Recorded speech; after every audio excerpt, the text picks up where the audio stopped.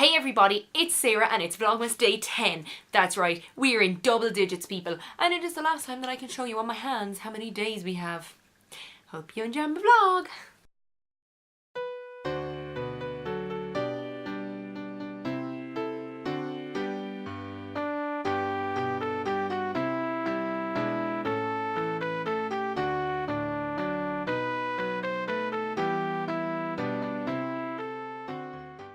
So today for Vlogmas, what I've decided to do is I'm going to share with you some Christmas traditions from around the world. I'm going to share with you 11 Christmas traditions from around the world.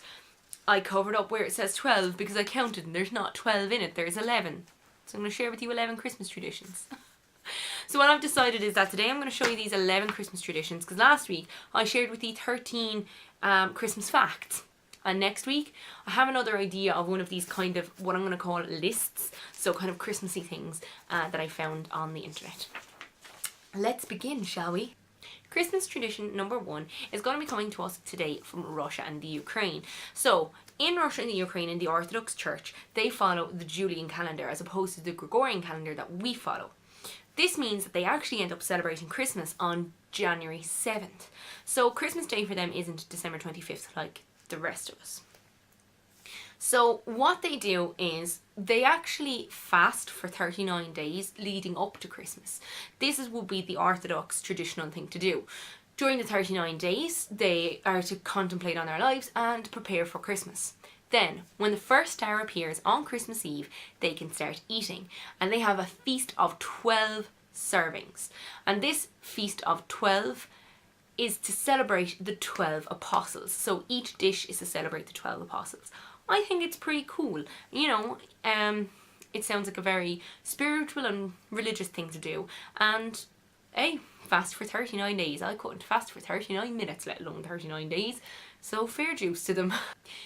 Fact number 2.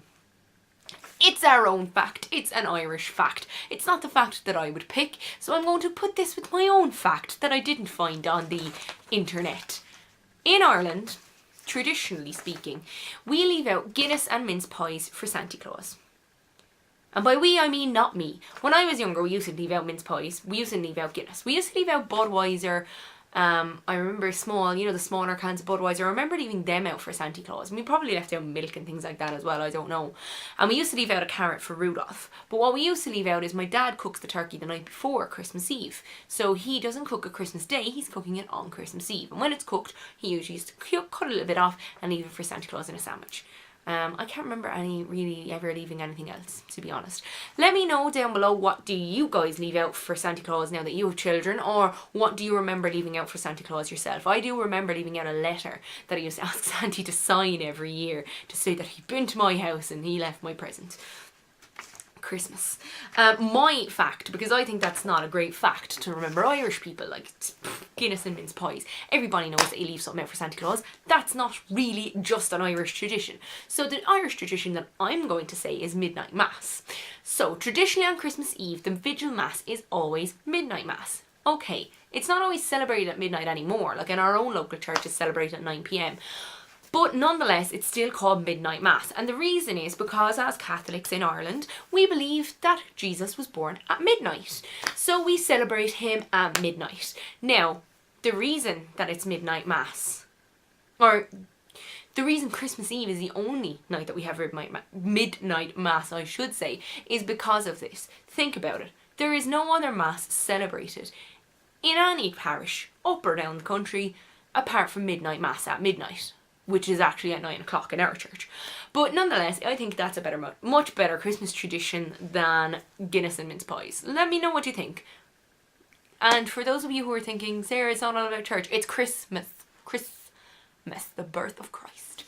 Midnight mass. Fact number 3 comes to us from Spain, Portugal and Italy. So this is kind of a well-known tradition, but nonetheless, I thought I would share it with you. So the Christmas tradition that I have here is there's an extra person in their nativity scene.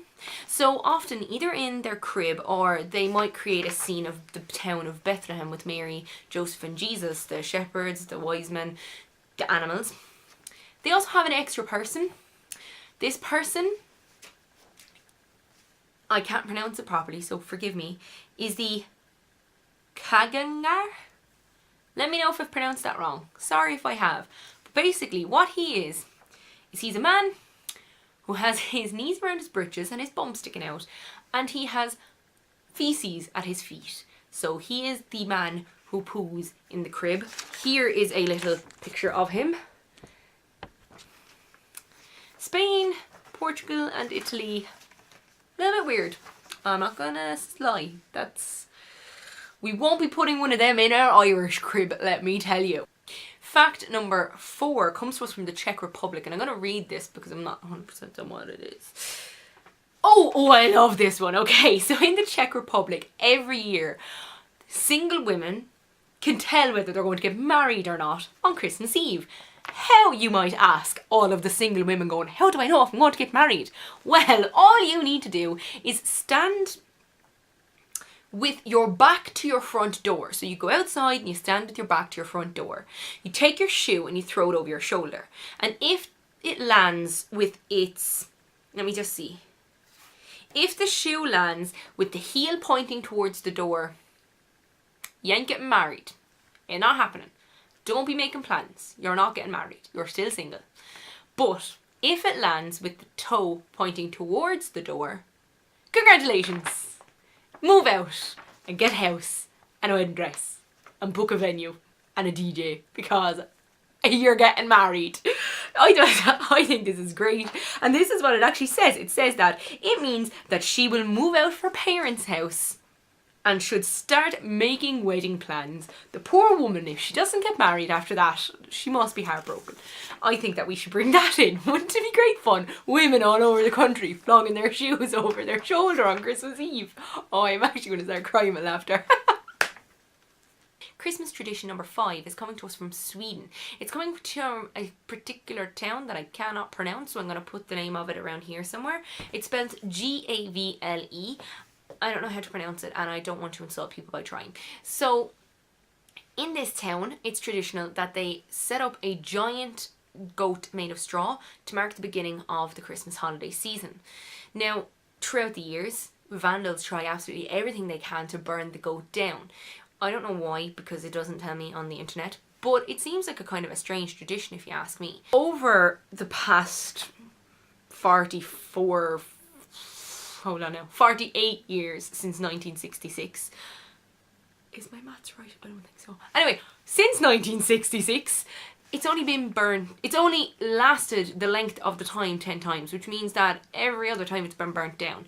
The most common way that it gets burnt down is that people dress up like Santa and his elves to try and get past the adults that are looking after the goat, and then eventually they burn it to the ground. So, you know what? Not a tradition I want over here. I don't want a big giant goat made of straw that we're going to burn to the ground. I'm good. I'll just stick with the shoe throwing. Christmas tradition number 6. So this one comes to us from Venezuela, and this is awesome, and I think we should do this one. This and the shoe throwing? Yeah. This one is definitely one we should take up. So what they do in the capital of Venezuela, in Caracas, on Christmas Eve, the morning of Christmas Eve, they close all the roads in the town, or the city. Because, you know, it's a city, it's the capital. So they close all the roads in the city so the people can skate to mass. I'm up for it. Anyone else want to join me? We're going to close the streets and we're going to skate over to mass. I think it's great fun. Can you imagine everyone skating away over to mass? Oh, I think that's great fun. I think we should do that. So they close the roads in Caracas every morning, the morning of Christmas Eve, just so that people can skate to mass. I think it's great. Great fun. Only a few broken arms. Christmas tradition number 7. This one comes to us from Norway. So, I will repeat again that this is a Christmas tradition. On Christmas Eve, an ancient belief is that witches are going to appear and steal all the brooms and cleaning utensils, like brooms, mops, hoovers, I'm assuming, and they're going to fly through the skies of Norway torturing people. Well, they believe that they're spirits and evil witches. Or evil spirits and witches. Duh. Okay, so remember, Christmas. I don't get it. So it's tradition in Norway on Christmas Eve that you hide all of these things like brooms and all of that, and cleaning, what they actually have written here is cleaning implements. Cleaning implements. mind you. And what you do is you hide them. The men hide them. And then what they do is they grab their guns and they go out and shoot at the sky to make sure that the witches and evil spirits stay away. Happy Christmas, the witches are coming! Christmas tradition number 8 comes to us from the Netherlands. I keep saying Norway when I'm doing this. This is like my 8th attempt at this, which is ironic because it's number 8. I think it's just because Norway was the previous one. But in the Netherlands, every year, they celebrate a holiday on December 6th. Now, this might be well known to many people, but I think there are people that might say they're not quite sure what the tradition is. They might have heard about parts of it, so I'm going to share it with you.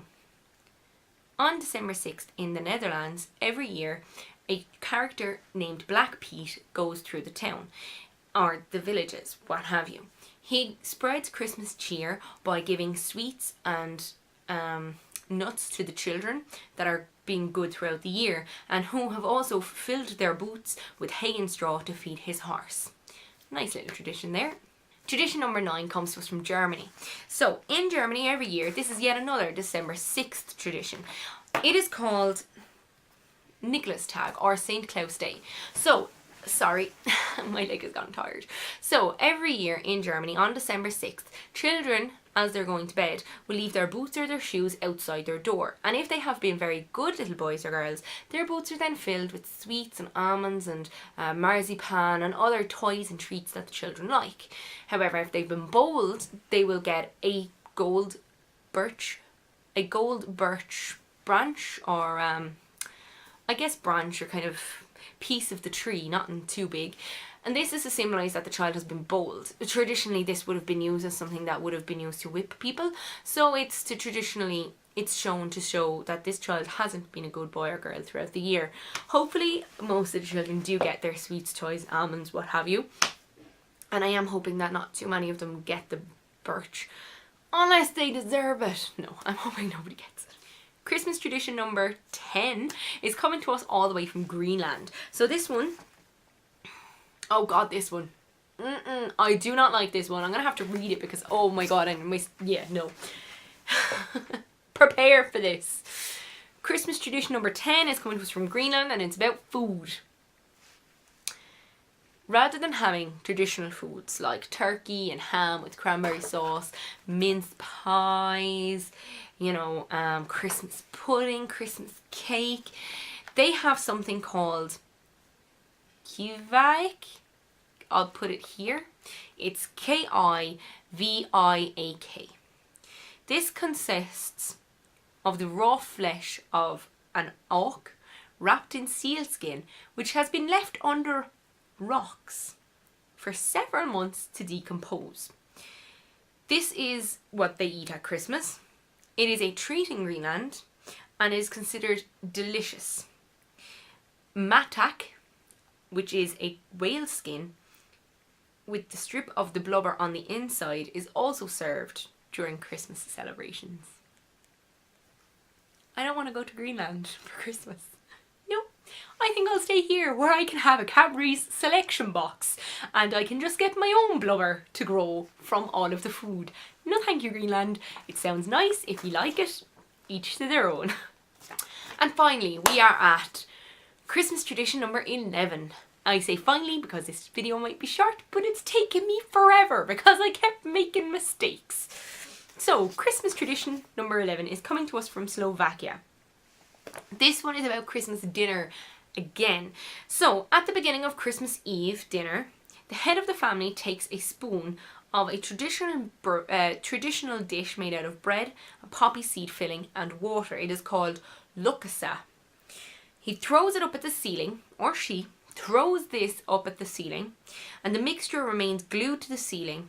This means that the crops will be rich, so the longer it stays, the richer the crops will be for the following year. So if it stays up there for ages and ages and ages, they're going to have a really good harvest. But if it just plops right back down, traditionally it means that the harvest is not going to be so good. So that's been it for my Christmas traditions. I hope you liked all 11 of them, plus my little kind of snippet for the Irish one there. That is it for Vlogmas Day 10. I want to show you one thing. I've kept it kind of hidden throughout. Let me just ask you a question. Everybody, do you want to build a snowman? Come on, let's go and play. I love Olaf. I love it. It's my Olaf jumper and I got it on the internet and I got it ages ago and it's a little bit too big. And if you look at the back of it, it's got all these lovely snowflakes. I love Frozen and it's my Olaf jumper. Olaf, Olaf, Olaf, Olaf, Olaf, Olaf, Olaf, Olaf, Olaf, Olaf, Olaf, Olaf. My favourite part of Frozen is when he falls and they're like, you know, oh, you hurt your head. And then Olaf is like, I don't have a skull or bones. I love the film, it's so funny. Oh, if you haven't seen Frozen, go watch it. Yes, you will find out what the obsession is because it's brilliant. Oh, after that mediocre outburst, this is time for me to say goodbye for Vlogmas Day 10. I cannot believe we're already at the double digits. It felt like only yesterday that Vlogmas has started. Oh, but that also means that we're almost at Christmas Day. So, hope that you liked this. Hope you liked the traditions. If you have any traditions that you'd like to share, please leave them down below if you can think of any that I haven't put in the list. If you can think of any that you have yourself. So, it's shout out time. So, my shout out today is going to go... I did thank her in my first video, but today is her specific shout out to my cousin Claire. Claire has subscribed to my channel, she has liked my videos, she is always complimenting me, she's always saying how much she likes them. She even told my mother on the phone how much she likes them. So thank you so much, Claire. It means a lot to me and I hope you are enjoying them. These are made for everybody's entertainment and thank you so much for the kind words. So that is it for Vlogmas Day 10. Please subscribe to see more of my face. Please thumbs up this video or like it and share it to all of your friends. Leave me comments down below if you have any ideas of things you'd like to see me do for Vlogmas. Thank you very much. Bye! Hello Ruby! Oh, she's so cute. Come here. Come here. Come here. Ruby, give me the paw. No, please don't embarrass me. Ruby, give me the paw. Give me the paw. Good girl. Give me the paw. Give me the paw. Good girl. Oh, that's Ruby. I love her. Ruby, roll over. Roll over.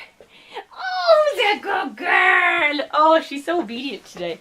That's my bonus Vlogmas moment. Bye.